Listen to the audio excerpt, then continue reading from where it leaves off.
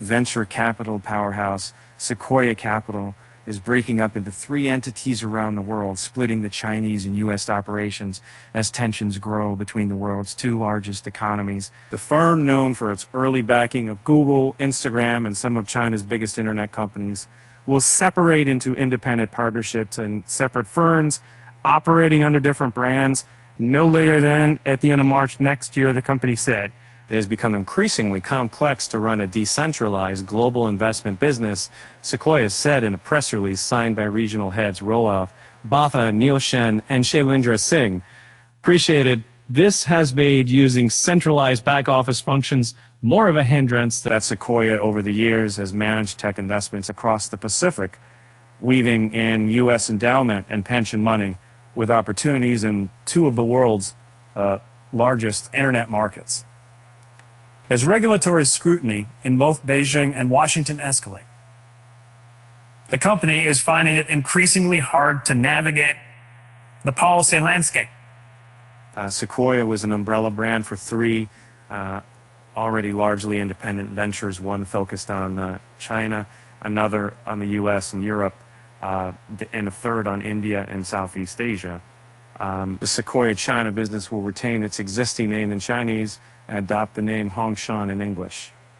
Sequoia India and Southeast Asia, which manages $9.2 billion across 13 funds, will become Peak 15 partners, a reference to the original name given to Mount Everest. The U.S. and Europe venture capital business will continue to be known as Sequoia Capital. At the same time, Sequoia Heritage and Sequoia Capital Global Equities will operate under the Sequoia banner. Sequoia is just one of many investment firms facing the new dynamics of venture investing globally.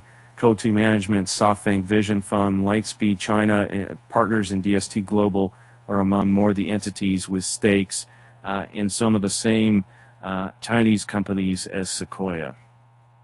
Still, Sequoia China stands apart. It started investing in the country years before most and still gets in at a very early stage. The strategy has led to it completely owning large stakes in high-profile Chinese IPOs. And Sequoia Capital and its Beijing affiliate spent over a decade scattering billions across China's multitude of startups, backing the likes of ByteDance Limited and JD.com Inc. while becoming a powerhouse brand among the venture firms trying to strike it rich there. It's expanding beyond early stage, investing into growth stage, infrastructure, healthcare and consumer, and buyout funds. Sequoia China manages about $56 billion in assets. Shen said that the firm is splitting because of the growing differentiation and strategy in products between the region. Sequoia China is much more than an early stage investor now. Portfolio companies are becoming more international, complicating investments when all three entities are operating under the same umbrella. Our product is gradually becoming different from what the two other regions are doing. Shen said in an interview with Bloomberg on Tuesday, Shen has run Sequoia's China presence since 2005. While many rival firms have committees outside China that approve or nix investments there, Sequoia China has been one of the few with its partners making their own in-the-ground decisions. Shen has managed relationships with startup founders, Chinese officials, and a global investor base. Sequoia China invested in about 1,200 portfolio companies in the country and has more than 300 staff from the country. The fund raised about $9 billion for investments in 2022 from pensions, endowment funds, and family offices from the U.S., Europe, the Middle East, and Southeast Asia.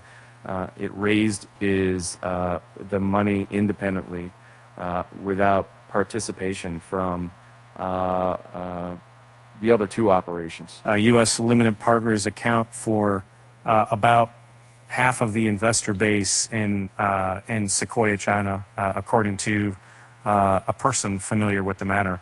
The prospects for investments in China are now mired in uncertainty. Regulatory actions on both sides of the Pacific are squeezing the nation's technology industry creating unpredictability for 2Cs of the 2,000 mines. China is still weathering a decline in venture capital investments, despite once being touted as a rival to Silicon Valley. U.S. President Joe Biden plans to sign an executive order that will limit investment in key parts of China's economy by American businesses. People familiar with the matter have said the U.S. has also been briefing its G7 partners on the investment curbs, commonly referred to as reverse CFIUS. And the policies in the works are complementary to ones that review transactions involving net investment in the U.S. to determine if they are of national security concern. In a speech on May 20th, National Security Advisor Jake Sullivan confirmed that it was no secret that the U.S. has been working on developing the legal authorities for a targeted set of outbound investment controls. Assistant Treasury Secretary Paul Rosen told the Congressional Committee last week that the pending order would focus on the flow of U.S. capital into countries of concern, such as China, that comes with know-how and expertise. So this is especially of interest in subsectors of the economy that include advanced semiconductors, artificial intelligence, and quantum computing. Rosen had previously told a security conference at a law firm in Washington that this investment by U.S. firms can go into very nascent stages of technology development overseas in countries and subsectors of concern that can then be used to advance these technologies. And while he didn't mention Sequoia or any other firm by name, his description closely mirrors venture capital's business model. Well, businesses and law firms have been preparing for the imminent release of the order for months. Rosen gave no hint on timing during the hearing, saying only that debt. His office continues to be involved in conversations about the order, and that ultimately the decision to implement it would be up to the president.